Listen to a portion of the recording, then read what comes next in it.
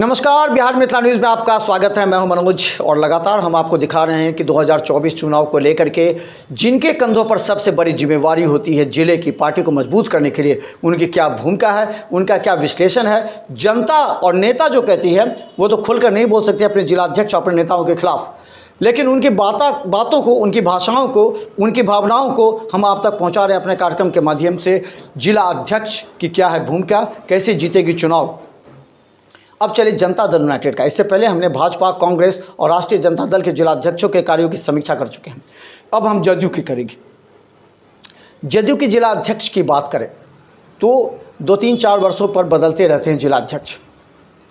हम बता दें कि जिलाध्यक्ष के रूप में पहले की बात नहीं करेंगे, पहले की बात समीक्षा करना अभी मुश्किल होगी, लेकिन हम बता दें विधानसभा से पहले से डॉक्टर विनय चौधरी जो अभी तत्कालीन बेनीपुर के विधायक हैं, डॉक्टर विनय कुमार चौधरी जिलाध्यक्ष के रूप में हैं। उन्हें माना जाता है कि वो नीतीश कुमार के नज़दीकी हैं और नीतीश कुमार उनके कार्यों से, उनके आइडियोलॉजी से, उनकी कार्यप्रणाली और क्षमता से और करे तेवर एक एडमिनिस्ट्रेटर के रूप में विनय चौधरी को माना जाता है। विनय चौधरी को कार्य करने की अगर समीक्षा करें तो वो उन्होंने अपने जिलाध्यक्ष के कार्यकाल में लगातार उन तमाम क्षेत्रों में जहां जदयू कमज़ोर थी, एक समय चुनौती थी कि जदयू को तोड़ा जा रहा था, तो राष्ट्रीय जनता दल से जदयू में लाया गया, जदयू से भी राष्ट्रीय जनता दल को तोड़ा जा रहा था। इस परिस्थिति में एक बड़ी जिम्मेवारी विनय कुमार चौधरी की थी और उन्होंने लगातार काम किया।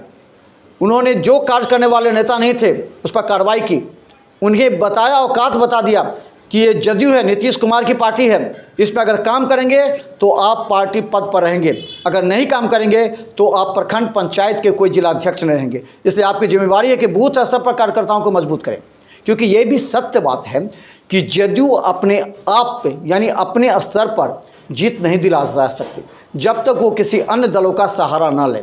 इसलिए जदयू कभी भारतीय जनता पार्टी तो कभी राष्ट्रीय जनता दल के बैसाखी के सहारे चुनाव जीतती आ रही है।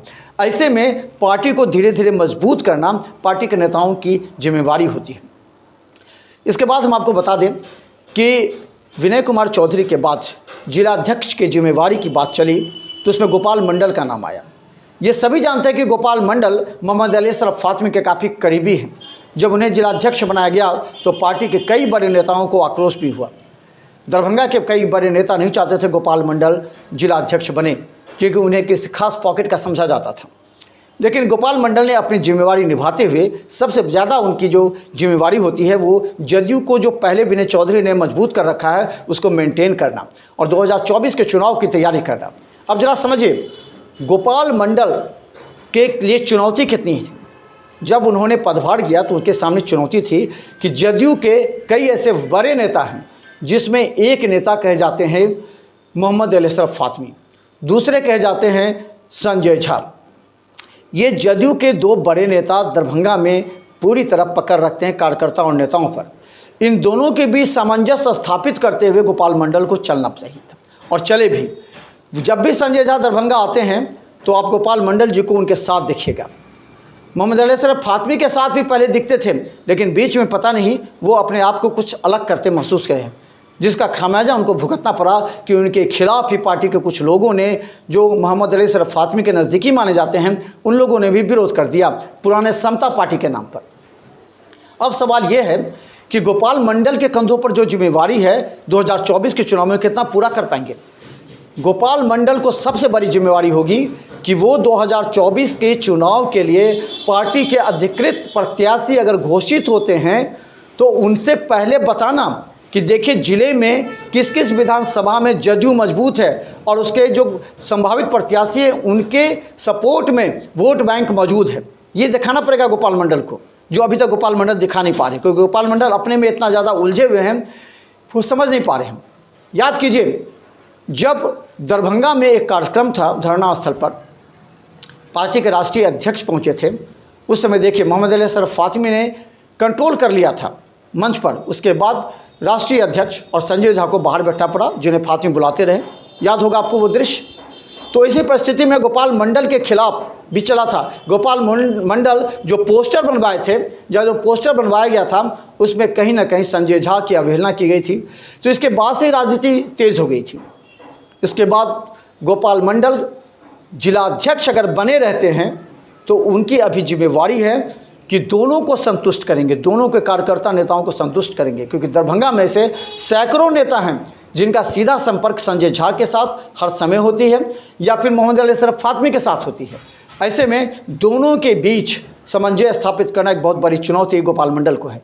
डिबेट में शामिल करने के लिए हमने गोपाल मंडल को कहा था, उन्होंने के नाम दिया, लेकिन गोपाल मंडल जिला अध्यक्ष के रूप में अपने प्रत्याशियों के पक्ष को मजबूत करना, अगर वो सर्वे रिपोर्ट देते हैं, गलत सर्वे रिपोर्ट देंगे तो तुरंत पता लग जाएगा संजय झा को और मोहम्मद अली अशरफ फातमी को, लेकिन अगर सही रिपोर्ट पंचायत से लेकर के प्रखंड से लेकर के जिला तक देते हैं तो एक सबसे बड़ी उपलब्धि होगी। क्योंकि अगर लालू प्रसाद यादव और नीतीश कुमार एक साथ बैठेंगे चुनाव के टिकट को लेकर के, उस समय गोपाल मंडल के जो सर्वे रिपोर्ट होगा उसे ही प्रस्तुत किया जाएगा कि देखिए राष्ट्रीय जनता दल से ज़्यादा मजबूत ये प्रत्याशी हैं जदयू के, उसके बाद नीतीश कुमार टिकट मांगेंगे। हालांकि सभी जानते हैं कि नीतीश कुमार अगर कोई एक टिकट मांगेंगे तो वो संजय झा के लिए मांगेंगे दरभंगा से। इस परिस्थिति में गोपाल मंडल की जिम्मेवारी बहुत अधिक है। गोपाल मंडल भी अंदर से अंदर घबराए हुए हैं। गोपाल मंडल को लग रहा है कि उनकी ताकत को कौन कमज़ोर कर रहा है। वो अंदर अंदर समीक्षा कर रहे हैं, क्योंकि विनय कुमार चौधरी कितना सपोर्ट कर सकते हैं ये वो भी जानते हैं। विनय कुमार चौधरी को जदयू को मजबूत करना है, इसके लिए वो गोपाल मंडल को छोड़ करके वो अपने तरीके से, क्योंकि पहले भी जिलाध्यक्ष रह चुके हैं, वो मजबूत करेंगे जदयू को। इस परिस्थिति में संजय झा भी अपने तरीके से जदयू को मजबूत कर रहे हैं।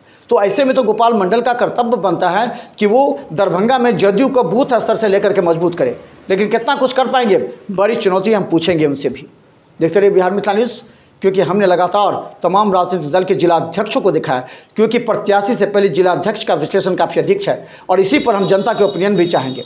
हालांकि गोपाल मंडल को अधिकतर लोग जानते हैं, लेकिन 50% से ज़्यादा लोग जदयू के नहीं जानते कि गोपाल मंडल हैं कौन। तो देखते रहिए बिहार मिथिला न्यूज़ को, यूट्यूब में भी सब्सक्राइब कीजिए और GTPL channel number 985, city cable 277 और बिहार मिथिला न्यूज़ का डिजिटल ई-पेपर फेसबुक में फॉलो कीजिए ताकि हर घंटे अपडेट खबर आपको मिल सके। धन्यवाद।